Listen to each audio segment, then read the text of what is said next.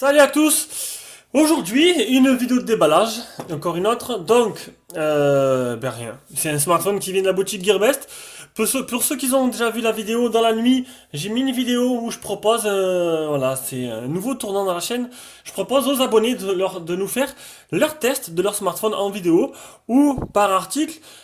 C'est un peu moins intéressant par article, ça sera plus vu en vidéo, mais bon, après, tout le monde n'arrive pas à parler derrière la caméra. Donc, déjà quelques retours. Déjà deux trois retours, c'est plutôt pas mal. On verra bien ce que ça donne. On verra bien.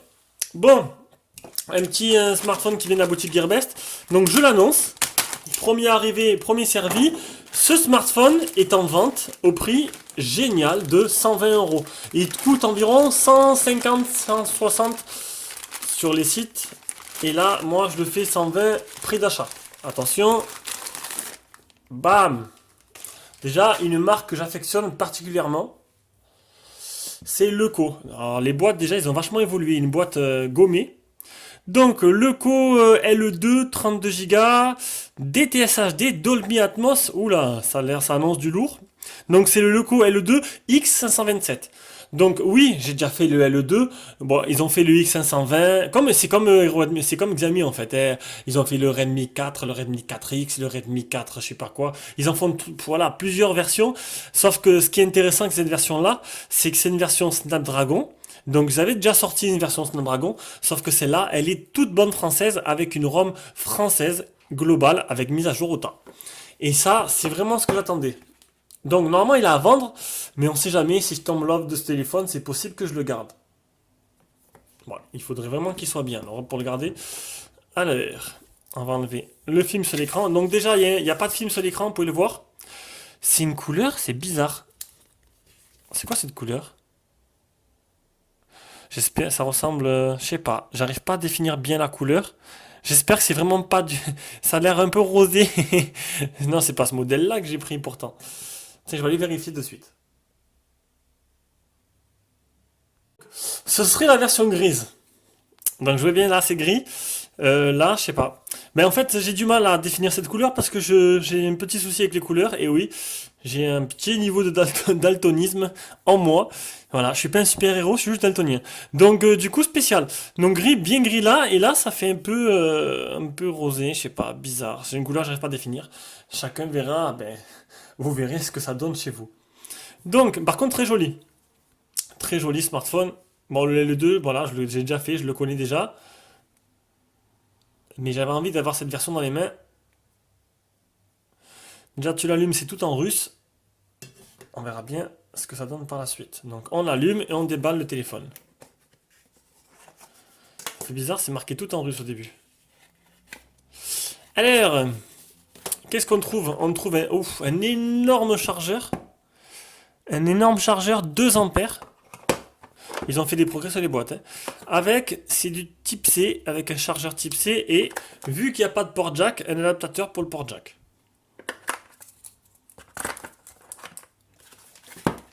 Et normalement, là-dedans, il devrait y avoir le trombone avec une notice en russe. Bizarre, bizarre.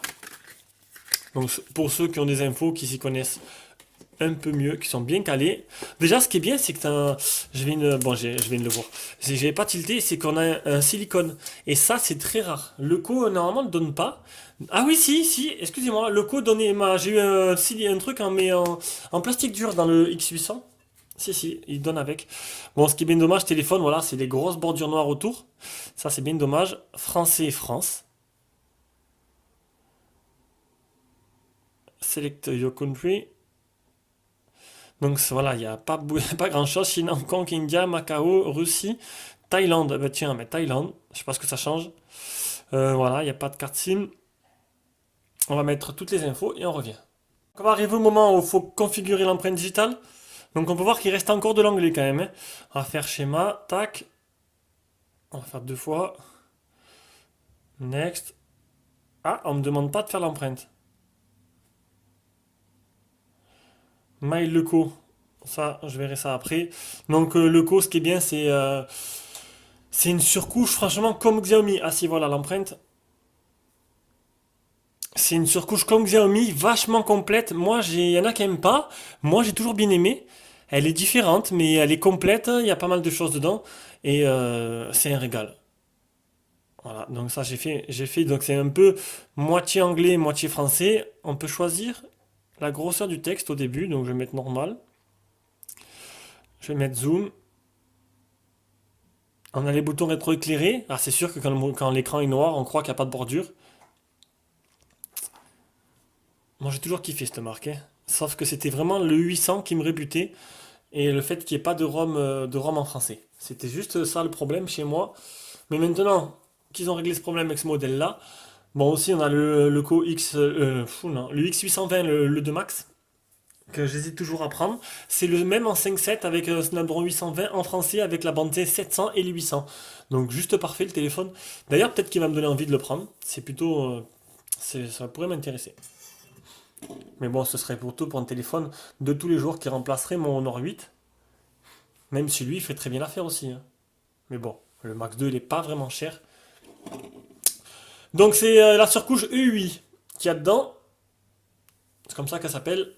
Vous allez voir un peu les particularités de cette surcouche dans le test. Je laisse le premier démarrage, hein. Voilà, on a le fond d'écran qui était le même sur le X800. Ah, j'ai mis un mode j'ai mis tout seul en mode à une main. Restore and transfer. Restore previous phone, use superphone. Cher, tout le coup. Là, c'est bien long, hein. Ça y est, donc les menus sont en bas. Donc voilà, il n'y a pas de centre de notification en haut. Tout se passe par ce menu-là. Hop, luminosité au maximum.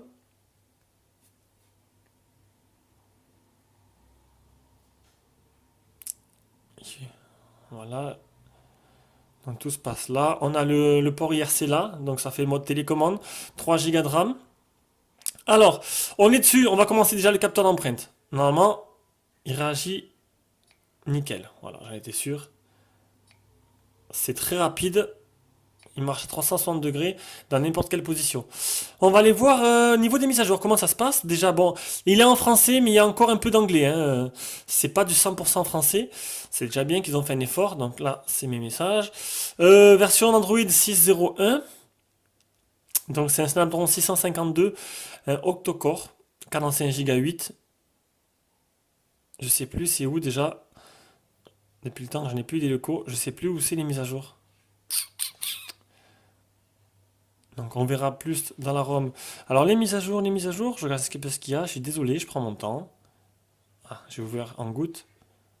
Je veux pas en goutte, je veux chercher mes mises à jour. Donc je sais pas, donc on verra dans la ROM, dans le test plutôt, je voulais dire, paramètres. Donc qu'est-ce qu'on va faire? Son notification, control center, ne pas déranger, permission. À moins que ce soit une ROM custom, c'est possible, ça arrive souvent. Et non, moi qui croyais c'était une ROM avec mise à jour au tas, j'ai dû me tromper. Bon, on verra bien. Je vais renseigner un peu. J'attends vos commentaires parce qu'il y en a pas mal que je sais qui vont réagir là-dessus. On va faire quelques photos. Donc, le capteur d'empreinte marche. Il y a bien le Play Store pour ceux qui demandent. Il est en français. Bon, voilà, pas traduit à 100%. Et je cherche l'appareil photo maintenant. Il est là. Donc, c'est du 16 mégapixels. Déjà, ça réagit super bien. On va le faire comme ça.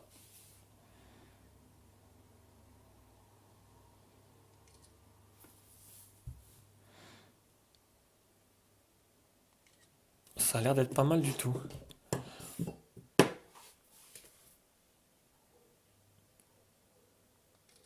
Voilà, voilà. Donc, qu'est-ce que ça donne? C'est plutôt vraiment très bien même, hein. Honnêtement, pas mal du tout. On voit bien les détails et même en zoomant au maximum, c'est propre de chez propre.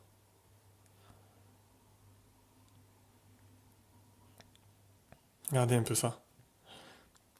Vraiment de la belle qualité, hein. Un super appareil photo. Il saute pas de la gueule du monde. Pas un pet de... Non, c'est nickel. Voilà, voilà. Donc, j'approfondirai plus durant ces jours de test que je vais avoir le téléphone dans les mains. Demain, je vous fais le test du Cubo Rainbow 2 qui est pas extraordinaire quand même pour le prix. On va dire que j'ai eu mieux dans les mains. Maintenant, bon, après, pour 60 euros, on va pas chipoter, c'est un double appareil photo, je sais pas si c'est vraiment utile, on verra, ça dépend de l'utilisation de chacun. Allez, la vidéo du L2 X527 est terminée.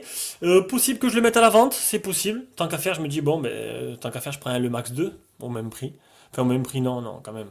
Coûte beaucoup plus, un peu plus cher, quand même. Donc voilà, si vous êtes intéressé, il fait 120 euros. Le premier qui m'envoie un message, il est à lui. Allez, bisous à tous et à la prochaine vidéo.